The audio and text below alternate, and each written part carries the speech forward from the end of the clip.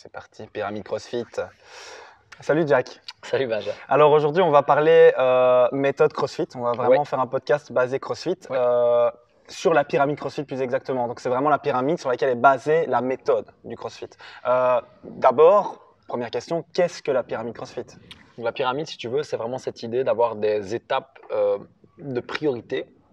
Et en gros, tu as chaque socle étant l'étage à travailler en premier. À maîtriser du coup. Et puis un autre, et puis un autre, et puis un autre, et puis un autre. Et ça va aussi, on va en parler pendant le podcast, être le temps et l'attention et l'énergie qu'on va passer sur chacun des domaines. Tu vois, parce que ça a vraiment cette forme-là pour dire, voilà, la base, vous travaillez beaucoup dessus, vous mettez beaucoup d'attention, vous commencez par là.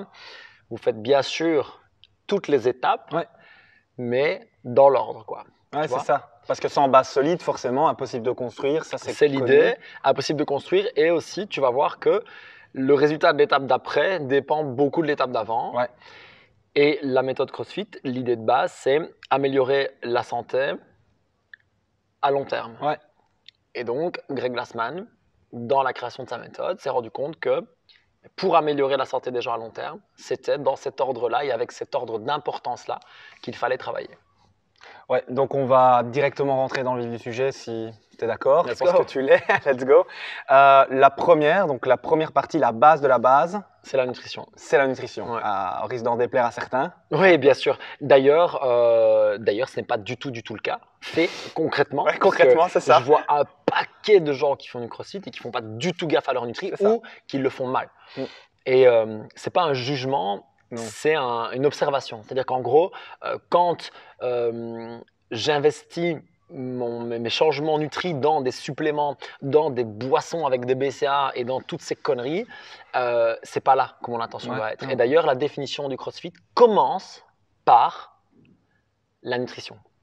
La définition de Greg Glassman en 100 mots commence par eat meat and veggies, blablabla. Et donc, en gros, l'idée, c'est manger des légumes et de la viande, des graines et des noix. Ça, c'est la base de la base.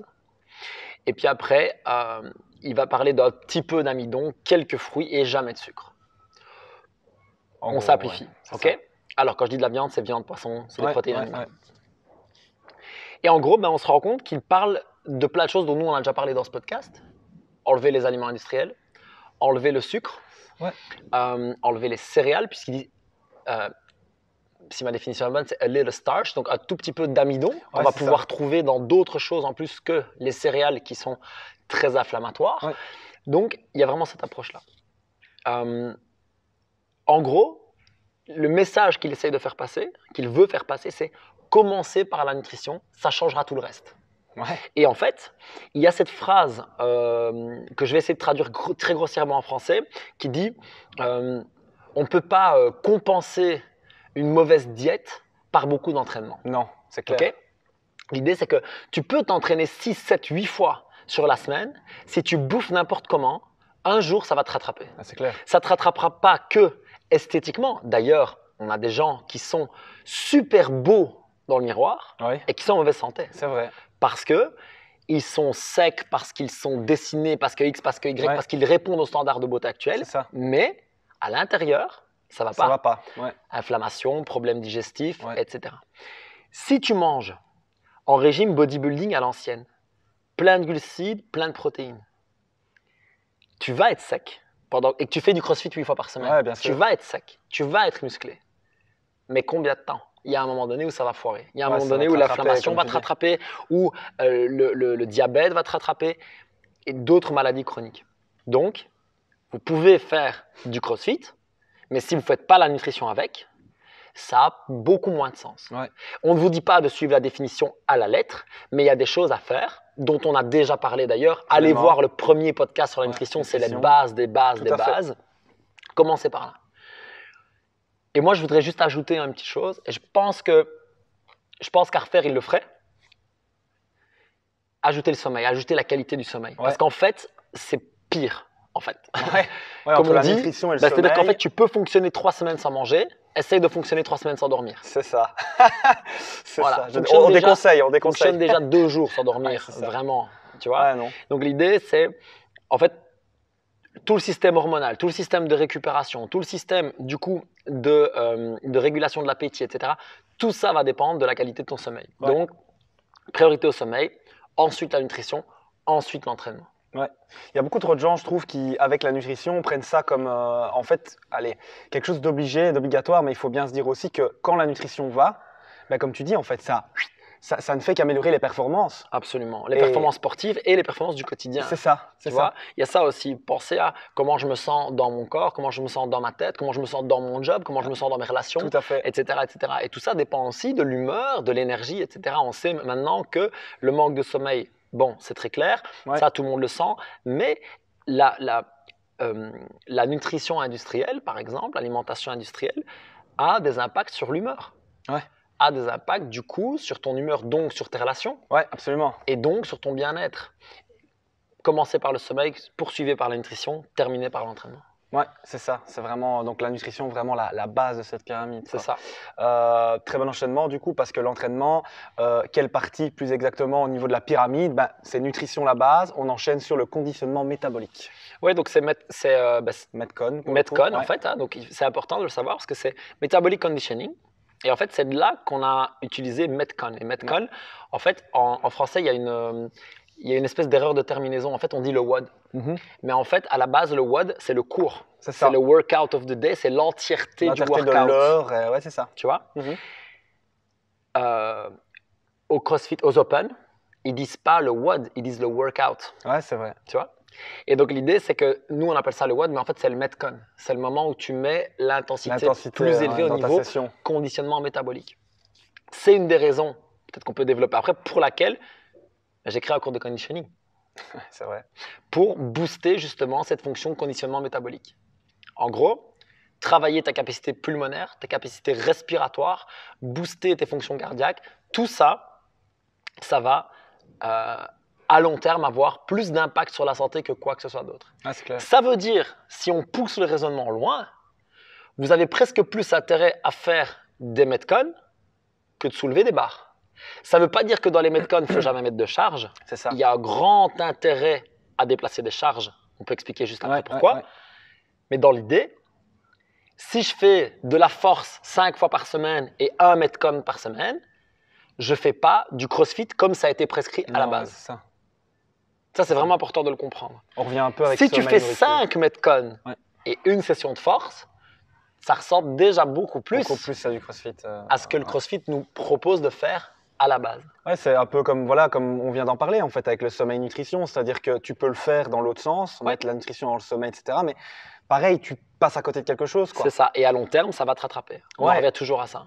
Ouais, et en plus, les deux ne sont pas antagonistes. Je veux dire, le Metcon et la force. Tu peux très bien travailler avec de l'intensité, avec des charges plus lourdes, mais il faut faire ça, bien sûr, de façon intelligente. C'est ça. C'est ça, ça se construit. Au niveau du conditioning, par rapport à justement à Reikan, tu veux en parler maintenant? C'est peut-être pas plus mal. On peut, allons-y. Écoute, en fait, on a lancé un cours. Pour être honnête, c'est un cours dont j'avais jamais entendu parler ailleurs. J'ai testé le truc, je me suis dit, j'ai envie d'essayer. Moi non plus, honnêtement. Je me suis dit, let's go, on essaye, on va voir comment la communauté va répondre. Il se trouve qu'elle répond hyper bien. Très bien, c'est super. Bien d'accord. En gros, c'est un cours à 8 personnes.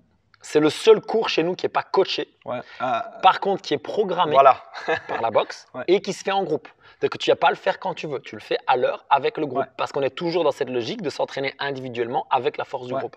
Donc, tu viens à telle heure, tu réserves ton cours comme un cours normal et tu viens faire le cours de conditioning. Et c'est un cours où on travaille la capacité pulmonaire, cardiaque, respiratoire et où on va travailler à la fois sur de l'endurance, de la résistance, de l'intervalle training, du sprint. Et le but, c'est vraiment d'aller travailler sur toutes ces filières énergétiques. Et on a des résultats ouf avec notamment une personne qui est la référence là-dedans. Pour moi, c'est Eric, qui a plus de 50 ans et qui est un grand fan de tout ce qui est effort d'endurance à la base, sortie en vélo longue, etc. Et qui, depuis fait le conditioning, me dit j'ai un résultat incroyable là-bas. Et ça, on en parlera, c'est la pointe de la pyramide. C'est très important de faire le lien tout à l'heure. On a des vrais résultats avec ce cours. Et ça, je suis hyper content. Je pense que la programmation leur parle. En plus, on est comme toujours à l'écoute de leur feedback. Absolument. Et la dynamique est super. Donc voilà, je suis très content d'avoir lancé. Et c'est pas pour rien que ça a été le premier cours Qu'on a lancé. Ouais, On a lancé en plus des What for All. Ouais, effectivement, parce que bon, il y a vraiment ce rendu. Et puis, comme tu dis, on a une belle référence aussi, parce que bon, Eric ne sort pas de nulle part. Ouais, il a quand même énormément d'années de sport derrière lui, etc. Et là, il nous dit quand même, ça le level up, j'allais dire. Ça vraiment, ça le fait passer à un palier. Et je pense que c'est vraiment un truc super important. Encore une fois, que la preuve que en construisant ça, on ne fait qu'améliorer le reste, en fait. Ça. Encore une fois, c'est une preuve. Après le conditionnement métabolique, là, on arrive à la gymnastique, juste au-dessus. Juste au-dessus, c'est la gymnastique. C'est gymnastics en anglais. Ouais. Pour Greg Glassman, c'est tout ce qui est au poids du corps. Ouais. Okay, donc, il ne faut pas voir que la croix de fer aux anneaux et les muscles. J'allais dire ring muscle, ouais, c'est ça, c'est ce que j'allais dire. Une planche, c'est de la gym. Ouais, tout à fait. Un push-up, c'est de la gym, donc pompage. Traction couchée, tirage aux anneaux, squat, air squat, c'est de la gymnastique. Ouais, poids du corps. Box jump, c'est de la gymnastique, sauter sur une boîte, une fente. Bref, tu peux vraiment travailler énormément de fonctions avec le poids du corps. D'ailleurs, même si certains trichent allègrement sur les réseaux sociaux, on a quand même des gens qui font du calisthenics, donc de l'entraînement au poids de corps, qui ont des physiques sublimes et qui sont à la fois musclés et souples. Et ça, c'est assez magnifique parce que c'est rare. Et ça donne vraiment des beaux résultats. Et la logique derrière, c'est en fait, à très long terme, l'idée c'est que tu puisses toujours déplacer ton poids de corps dans l'espace. Okay, c'est que tu progresses maintenant, que tu continues de progresser le plus longtemps possible, et qu'au moment où, théoriquement, tes facultés régressent, eh bien toi, tu arrives à te stabiliser le plus longtemps possible grâce à l'entraînement au poids du corps. Ouais. Un des plus gros problèmes de notre société à l'heure actuelle, c'est pas tellement la longévité. Même si on peut en discuter aujourd'hui dans un autre podcast, on devrait vivre beaucoup plus longtemps. Ouais. C'est les dernières années de vie en mauvaise santé. Ça, c'est le plus gros problème de notre société occidentale. C'est-à-dire qu'en fait, tu vis jusqu'à 80, 85, 95, mais les 10-15 dernières années, tu ne sais plus rien faire. Les conditions ne sont pas top. Ou en tout cas, tu n'es pas indépendant comme tu le voudrais. Et j'ai l'exemple suffisamment autour de moi. Et donc, l'idée, c'est de garder cette indépendance. Et on sait qu'il y a plusieurs facteurs. Mais le premier, c'est pouvoir te déplacer toi-même, faire une chute et te relever à putain de burpee, quoi. Ouais. On ne monétisera pas cette vidéo. Ça. On ne monétisera pas cette vidéo. On n'avait jamais prévu de le faire, c'est pas grave. Non, mais tu vois ce que je veux dire? Ouais, tout à fait. Un burpee, pouvoir t'asseoir sur ta chaise, dans ton fauteuil et t'en relever. Un squat, pouvoir faire tomber quelque chose et le ramasser. Ça, c'est un deadlift, mais on ne va pas te demander de le faire lourd, etc., etc. Et encore le ramasser, c'est très léger, ça pourrait discutablement être avec une fente. Bref, l'idée, c'est vraiment pouvoir bouger ton corps dans l'espace. Et personnellement, j'ai un corps qui n'est pas du tout bâti pour la gym. Pour ceux qui ne savent pas forcément, je fais plus d'1m90, je fais plus de 90 kg. J'ai des très longs membres et des très longs muscles. Et l'idée, c'est que, en fait, j'ai des résultats incroyables en progressant en gymnastique. Parce que je sens que mon corps est beaucoup plus stable, beaucoup plus fort. Et comme on disait, ça se transmet. Peu importe, donc dans les 2 étages supérieurs dont on parlera juste après, ça se transmet extrêmement bien. C'est ce que je souhaite pour tout le monde.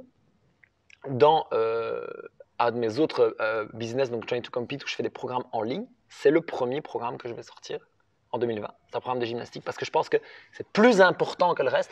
Pour le conditionnement métabolique, je pense qu'il y a des super spécialistes, donc je leur laisse ça. Mais pour la gym, ça fait suffisamment d'années que je travaille dessus. J'ai vraiment quelque chose à transmettre. Et ici, voilà, je reprends l'exemple de Cédric qui n'avait jamais eu de skill toast to bar et qui, avec tout le renforcement qu'on lui a fait faire, a fait des toast to bar tout seul un jour, comme ça. Et en fait, on fait comme ça. Ben oui, en fait, on t'a montré toutes les phases en décomposition, il les a mis ensemble et il nous a tapé 5, 6, 7 toast to bar d'un coup. On a eu quelques moments magiques comme ça. On a eu quelques moments magiques comme ça. Voilà. Et donc, cette logique du mouvement au poids de corps, c'est vraiment extrêmement important. Ouais, c'est important. D'ailleurs, Glassman, de tête dans le Level 1, le dit, en fait, c'est rester jeune le plus longtemps possible. Garder son indépendance le plus longtemps possible. C'est le but. C'est le but. Moi, je blague toujours avec le déménagement à 70 ans. Mais maintenant, sans blaguer, je veux pouvoir, à 90 ans, sortir de mon fauteuil tout seul. Je veux pouvoir me planter et me relever. Tu vois ce que je veux dire? Je veux pouvoir jouer avec mes petits-enfants, X, Y, Z, quoi. Je pense que c'est vraiment un bel objectif et quelque chose qui est bien palpable, quoi. Tu vois, qui parle à beaucoup de gens aussi. J'espère, et c'est l'erreur que beaucoup de gens font. je vais assister pendant 10 secondes. Ouais. C'est pas très glamour, c'est pas très Instagram, je m'en fous. On pense trop court terme en fait. C'est-à-dire que quand je commence le CrossFit, ma vision du CrossFit, pas tout le monde, d'accord, mais beaucoup, ça va être, je veux faire des plus grosses barres, je veux faire des ring muscle-up, je veux des gros pecs, je veux des abdos, je veux des belles fesses.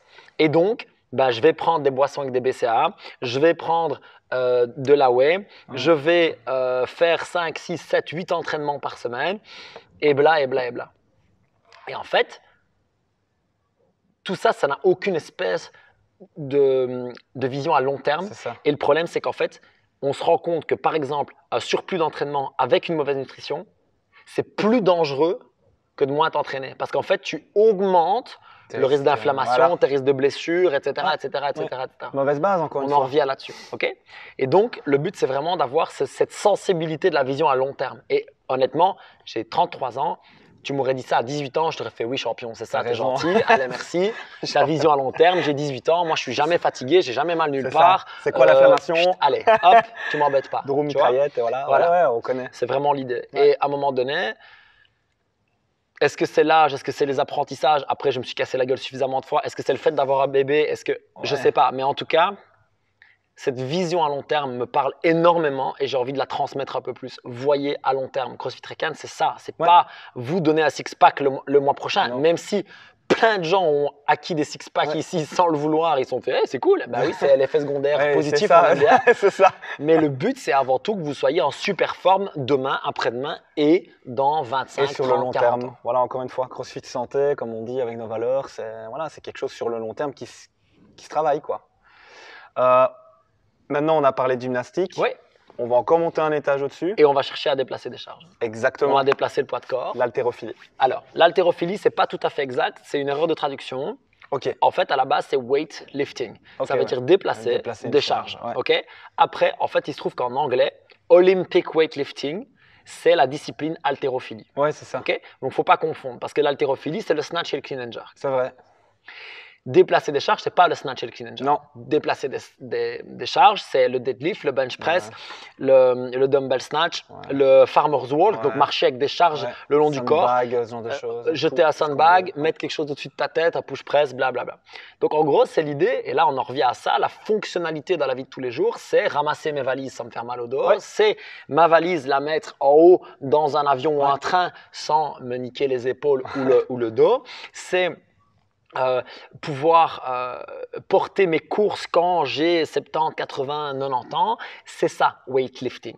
Okay? C'est déplacer des charges. Et les charges, c'est pas que la barre. C'est la barre, pas que la barre. Vous allez avoir des haltères, des kettlebells, des sacs de sable, des balles, on a un yoke, on a des sleds, on a tout un tas de choses à déplacer. Et plus vous déplacez d'objets différents, plus ça va pouvoir se transmettre dans la vie. Absolument. Et je vais juste donner mon exemple parce que ça va peut-être parler à certains et j'espère maintenant. Alors, pour la petite anecdote, il y en a plein qui ne le savent pas forcément. Moi, j'ai eu une grosse hernie discale qui m'a très très fort handicapé pendant longtemps. Parce qu'en fait, j'ai eu pas des crises pendant longtemps, mais j'ai eu plein de petites crises qui du coup m'ont à chaque fois bloqué, c'est ça. Tu vois ce que je veux dire? Ouais, tout à fait. Okay, donc super long, super difficile. Depuis que j'ai changé pas mal de choses dans ma vie et notamment certains principes de l'engagement musculaire qu'on apprend ici et que j'ai appris via StrongFit, j'ai plus ce problème-là. Et en fait, une des principales choses que j'ai faites, c'est changer les objets. Et depuis, et je repense à ça parce que j'y suis allé il n'y a pas très longtemps, enfin ça fait quand même quelques mois, mais j'ai l'impression que c'était il n'y a pas longtemps. Je suis allé à un déménagement, ok? J'ai pas eu peur de me faire mal au dos en fait. Et j'ai pris tous les trucs les plus lourds, puisque forcément, tu as le crossfitter, coach, machin, forcément on va lui donner des trucs lourds. Les solides, voilà, c'est ça. Mais j'ai pas eu de problème, je me suis pas fait une seule fois mal au dos, tu vois. Et c'est une grande fierté de me dire que notre méthode aide dans des situations réelles, tu vois. Ça, c'est hyper cool. Donc, déplacer les charges, c'est toutes les charges, c'est plein de mouvements différents et c'est comprendre avec quels muscles les déplacer pour être en sécurité. Ça, c'est notre mission à nous. Et je fais l'IA, deuxième cours qu'on a mis en place, renfort musculaire. Renfort musculaire qui se fait au poids de corps, qui se fait avec des charges externes. Parce qu'en gros, l'idée, c'est comprendre quel muscle à quel moment j'active pour être performant et en sécurité. C'est ça. Parce que ça, c'est comme on dit, il y a toujours moyen, il y en a qui sont capables de le faire, mais le faire de la bonne façon avec la bonne activation. Beaucoup trop de personnes coachent la position, coachent pas l'activation musculaire. Du coup, en fait, ils se demandent pourquoi les gens se blessent. Mais c'est logique après quand tu comprends ça, quand il y a vraiment cette nuance. Exactement. Et pour repartir sur un exemple aussi sympa avec les objets, etc. Ouais. Je te l'ai pas dit, j'ai aidé une voisine en fait à redémarrer sa voiture en la poussant. Ah ouais. Comme un sled. Sled push. C'est bon ça. Et donc du coup la voisine était dans la voiture et j'ai redémarré, elle a redémarré. Tu te penches, tu tends les bras. Exactement. Et là je me suis dit putain le CrossFit c'est la vie quand même. C'est ça. Hein. C'est donc classe. ça c'était très classe. J'étais content. Alors du coup là donc déplacement de charge. Alors là on arrive vraiment à la pointe de la pyramide. En tout cas ce qu'on appelle la pointe de la pyramide. C'est le sport. C'est les sports. En anglais c'est sports. Effectivement. Et en gros c'est mettre ta condition physique à l'épreuve hors de la boxe. C'est ça. Pareil, on ne le fait pas. C'est vrai, très rarement. Factuellement, énormément, une grande majorité des crossfitters font du crossfit dans la boxe de crossfit, dans les cours de crossfit, avec des mouvements de crossfit et souvent des barres. Et en fait, c'est prendre l'énorme panel de potentiel de ta condition physique et faire ça avec. Et lui mettre des œillères. Ouais, c'est vrai. C'est mieux que de rien faire, soyons très clairs. Ouais. Mais c'est pas optimal. Ouais, c'est on dommage. en revient là-dessus, tu vois. Et je parlais de la variété des mouvements de gymnastique, je parlais de la variété des mouvements avec des charges, etc. Déjà ça, c'est déjà un énorme plus. Si en plus vous pouvez mettre votre fitness à l'épreuve, c'est ce qu'on appelle. Donc le fitness en anglais, c'est la condition physique. Et improve your fitness, c'est améliorer ta condition physique, ok? Et après l'idée, c'est test your fitness. Va tester ta condition physique. Et ils prennent des exemples très à l'américaine parce qu'on ne fait pas ça ici, mais ils parlent par exemple de faire un football américain avec les potes le week-end. Ici tu irais faire un foot quoi. Ouais, pareil. Ça, okay. l'idée. Et en gros l'idée c'est va marcher à un trail, va faire un foot avec les copains, va nager, va X, va Y, va. Teste et vois à quel point tu vas mieux, à quel point tu bouges mieux, à quel point tu récupères mieux. Et en parenthèse, ça montre aussi parfois des défaillances dans ton fitness. Je vais te donner un exemple très concret. J'avais arrêté le basket à certains temps, j'ai repris. Je me suis pris une claque dans les dents, mais pas. Ah ouais, genre crevé, mal partout. Je me dis, ton fitness n'est pas complet, mon garçon. Alors, tu as progressé en crossfit, mais alors en dehors, tu es juste nul. Quoi. Alors, le basket, en plus, j'en ai fait 20 ans. Donc, c'est pas que, tu sais de quoi pas que je ne savais pas, quoi, tu vois. Ben oui, c'est vrai. En fait, il y a plein de mouvements que j'avais mis de côté. J'ai arrêté de m'étirer comme un débile, etc. Et donc, reprise et mal là, machin. Je me dis, oh là là. Genre 45 ans alors que j'en avais 30. Quoi, c'est ça. Je me dis, OK, bon là, il faut revoir les choses. Et du coup, j'ai changé encore des choses. Et c'est aussi pour ça qu'il y a des mouvements dans la Progra ici et dans la Progra TDC Box Programming qu'il n'y a pas partout et qu'on va intégrer par exemple des rotations, etc. Bref, mettez votre fitness à l'épreuve, hors de la boxe si possible, avec des choses random, aléatoires. Faites des choses, OK, on va faire un paintball, OK, let's go. Tu vois? On va faire un foot, OK, let's go. Moi, on va courir, allez, on va courir. C'est justement le genre de truc que je fais. L'autre fois, on a fait un laser game, un anniversaire. C'est un peu, en fait, on y va. Prends la socialisation. Donc voilà, on est tous ensemble, on rigole. C'est ça. On fait le truc, quoi. C'est ça. Et c'est vraiment cette application de tout ce qu'on a travaillé dans les étages précédents. C'est l'application au quotidien ou dans le sport, par exemple. C'est ça, parce qu'il y avait aussi le conditioning dont tu voulais reparler un petit peu plus au niveau du sport, dont tu me parlais tantôt. Oui, ici on a le lien avec, mais au final on en a parlé. L'idée c'est que quand tu boostes l'étape d'avant, tu boostes l'étape d'après en fait. Voilà. Tu vois? Donc c'est vraiment l'étage inférieur. Encore une fois, c'est ça, comme on en a parlé déjà pas mal, c'est vraiment on a fait que ça en fait, on a fait que donner des preuves de ça, par des exemples, par des logiques, etc., où la pyramide ne fait que se renforcer d'elle-même si vous mettez la priorité aux priorités. Et après, comme toujours, vous pouvez nous écouter parler tant que vous voulez, mais l'idée, c'est de tester par vous-même. C'est tester, ça on est bien d'accord. Parce qu'en fait, c'est quand on ne demande pas de nous croire sur parole. Hein. Non, enfin vous pouvez, mais… vous pouvez, mais c'est dommage. Et puis c'est surtout qu'en fait, tu n'y croiras jamais autant que quand tu l'as vécu toi-même. C'est clair. C'est clair. Les exemples que je t'ai donnés, moi, ils me parlent à fond parce que c'est des exemples de mon vécu réel. Et du coup, c'est ça qu'on vous souhaite. En fait, on vous souhaite de mieux bouger, de vous sentir mieux dans votre corps, dans votre tête, dans votre quotidien, dans vos relations. On vous souhaite de faire ça pendant longtemps et on vous souhaite d'avoir envie de vous entraîner pendant longtemps et pas de le faire parce que vous devez, mais de le faire parce que vous voulez et parce que vous savez que ça va vous apporter des résultats à très long terme. Super, Jack. Un grand merci à toi. Avec bientôt. plaisir. On est là ou pas?